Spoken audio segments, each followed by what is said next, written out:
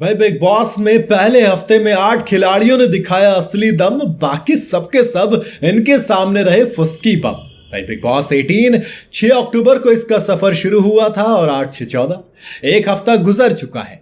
इस एक हफ्ते के अंदर वीकेंड के वार तक कई सारी चीजें देखने को मिली। भैया रजत दलाल तेजिंदर पाल सिंह बग्गा के की जो लड़ाई थी वहां से शुरू हुई थी कहानी। फिर विवियन और चाहत एक दूसरे से हर वक्त भिड़ते हुए नजर आए। फिर गुणरत्न सदावर्ते इन्होंने तो भैया बिग बॉस के खिलाफ ही बगावत कर दी।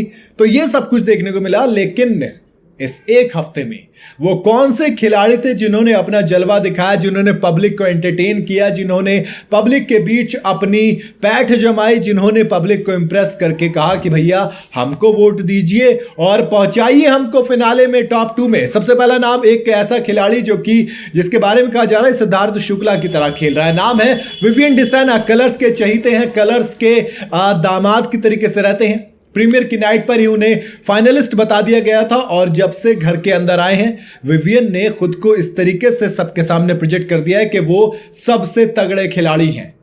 चाहत पांडे से झगड़ा हो या शहजादा धामी को आईना दिखाना हो, कहना गलत नहीं होगा कि दोस्त विवियन डिसेना पहले हफ्ते में वाकई में घर के नंबर 1 कंटेस्टेंट बनकर आए हैं। नंबर 2 पर कौन है? नंबर 2 पे मैं बाद में करूंगा। नंबर 4 की बात करते हैं। नंबर 4 पर कौन है? नंबर 4 पर गुणरत्न सदावर्ते हैं। एडवोकेट साहब, डॉक्टर साहब, कुछ भी कह लीजिए भैया, कैमरे के ऊपर पहले दिन से नजर आए हैं। जब भी आप बात करेंगे इधर उधर के डंके की चोट पे कहते हैं हम डाकुओं के खानदान से हैं। भैया बग्गा के साथ दोस्ती निभाना हो या फिर करणवीर की क्लास लगाना हो, तो कभी घर वालों को हंसाना हो, बिग बॉस के खिलाफ बगावत करके अनशन पे बैठना हो, हर जगह गुणरत्न सदावर्ते नजर आ जाते हैं आपको। कभी पीछे नहीं हटते, वो आगे रहते ही रहते हैं। दोस्त नंबर 3 पर कौन है? नंबर 3 पर मेरे ख्याल से एक ऐसा कंटेस्टेंट है जो ऑलरेडी विनर है। करणवीर मेहरा। खतरों के खिलाड़ी सीजन 14 जीतने के बाद बिग बॉस के अंदर करणवीर ने ऐसी एंट्री की, आते ही चमक उठे। पहले हफ्ते में उन्होंने जलवा दिखाया। हालांकि टास्क के दौरान उनको गलती कर बैठे, लेकिन उन्होंने अपनी गलती पर बात की, उसके लिए सॉरी बोला और बताया कि हाँ जो मेरी गलती थी वो थी, लेकिन दोस्त जिनकी थी गलती उनको भी पकड़ना पड़ेगा क्योंकि अकेला मैं गुनहगार नहीं था। यानी कि वो सही को सही, गलत को गलत कहने से नहीं डर रहे हैं, जो कि दर्शकों को पसंद आ रहा है।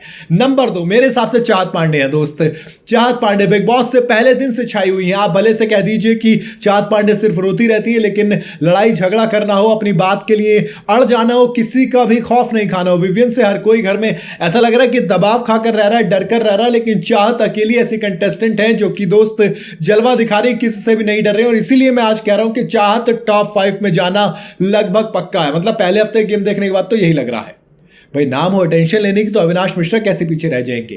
TV actor Avinash Mishra daily soap में जितने भोले भाले किरदार निभाते हैं भैया, बिग बॉस के अंदर उतने खतरनाक नजर आ रहे हैं। ईशा और एलिस के साथ बैठकर चुगली करना हो, जबरदस्ती की लड़ाई क्रिएट करना हो, हर किसी से पंगा लेना हो और फिर उसी से जाकर माफी मांगना हो, सामने उसके पैर तलवे चाटना हो या फिर उसके लिए तारीफों के पुल बांधना हो, मीठी मीठी बातें करना हो, पीछे जाकर उससे लड़ाई लड़नी हो। अविनाश मिश्रा हर जगह है, इसीलिए भैया अटेंशन लूटने में वो कामयाब है।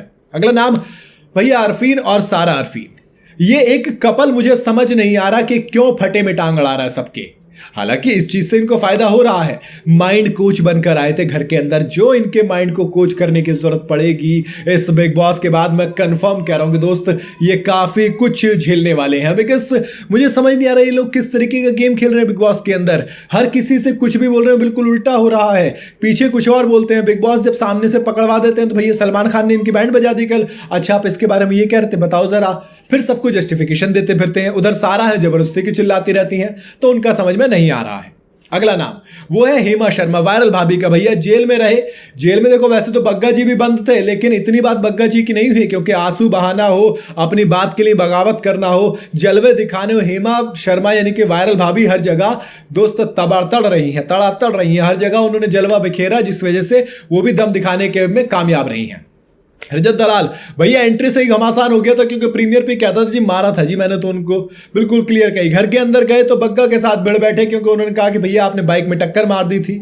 मतलब घर में शिल्पा शिरोडकर को रुलाना हो, अविनाश से भिड़ना हो, चाहत पांडे को रुलाना हो या फिर नायरा बनर्जी को रुलाना हो, हर जगह रजत दलाल आगे रहते हैं। लड़ाई में, फालतू की फटे में टांग देने में, जबरदस्ती चिल्लाने में रजत दलाल आगे रहते हैं। तो भैया इनका नाम चला है। बाकी ईशा सिंह, शिल्पा शिरोडकर, बग्गा, एलिस, कौशिक, चुम, दरांग, शहजादा दामी, मुस्कान बामने, इनको तो छोड़ ही दो, और नायरा बनर्जी फीके फीके से नजर आए हैं। हालांकि दूसरे हफ्ते में जलवा कुछ और दिख सकता है, क्योंकि श्रुतिका अर्जुन ने थोड़ा सा आप वीकेंड के वार वाले एपिसोड में थोड़े से बोलती हुई दिखी।